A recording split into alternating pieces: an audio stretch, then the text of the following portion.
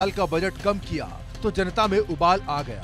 आक्रोश से भरे लोग सड़कों पर उतर विरोध प्रदर्शन कर रहे हैं।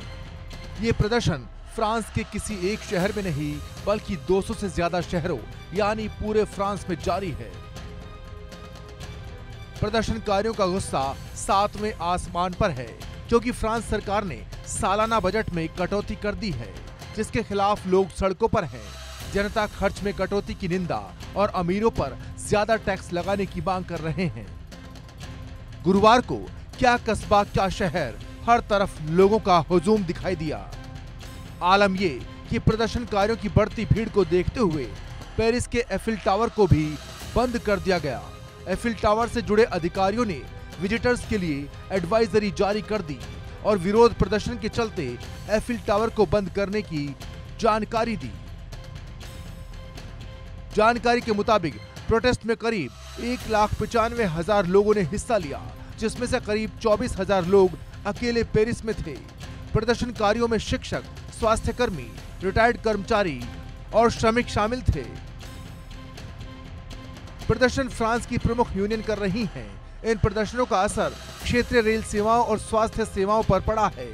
प्रदर्शनकारी फ्रांस के नए प्रधानमंत्री सेबेस्टियन लेकोर्नु से मांग कर रहे हैं कि पिछले प्रधानमंत्री ने बजट में कटौती का जो फैसला लिया है उसे वापस लें। इस मसौदे में सामाजिक कल्याण योजनाओं में कटौती और कड़े आर्थिक उपाय शामिल हैं, जिनसे कम आय वाले और मध्यम वर्ग के लोगों को परेशानियों का सामना करना पड़ेगा। यूनियन नेताओं की मांग है कि सार्वजनिक सेवाओं पर अधिक खर्च किया जाए, सरकार का रिटायरमेंट की एज बढ़ाने का फैसला वापस लिया जाए और अमीरों पर ज्यादा टैक्स लगाया जाए। वहीं फ्रांस सरकार ने अगले साल के बजट में सार्वजनिक सेवाओं पर खर्च कम करने की योजना बनाई है। इसके खिलाफ पिछले महीने देश भर के छोटे बड़े शहरों में 5 लाख से ज्यादा लोगों ने मार्च किया था। यूनियंस का कहना है कि 10 लाख से ज्यादा हड़ताली कर्मचारी और प्रदर्शनकारी उस विरोध में शामिल हुए थे।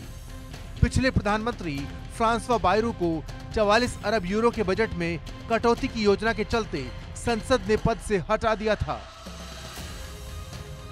हजारों प्रदर्शनकारियों ने सरकार की अगले साल के बजट में किए जाने वाले बड़े पैमाने की कटौती के खिलाफ पूरे फ्रांस में मार्च किया। ट्रेड यूनियंस राष्ट्रपति इमैनुअल मैक्रों और उनके नए प्रधानमंत्री सेबेस्टियन लेकोर्नु पर दबाव बनाए रखने की कोशिश कर रही है। लेकोर्नु को पिछले महीने प्रधानमंत्री नियुक्त किया गया था। बावजूद इसके वो अभी तक अपने बजट की विस्तृत योजना पेश नहीं कर पाए और न ही अपने मंत्रियों की नियुक्ति की है। माना जा रहा है कि सरकार गठन की प्रक्रिया आने वाले दिनों में पूरी होगी और साल के अंत तक संसद में बजट पर बहस होगी।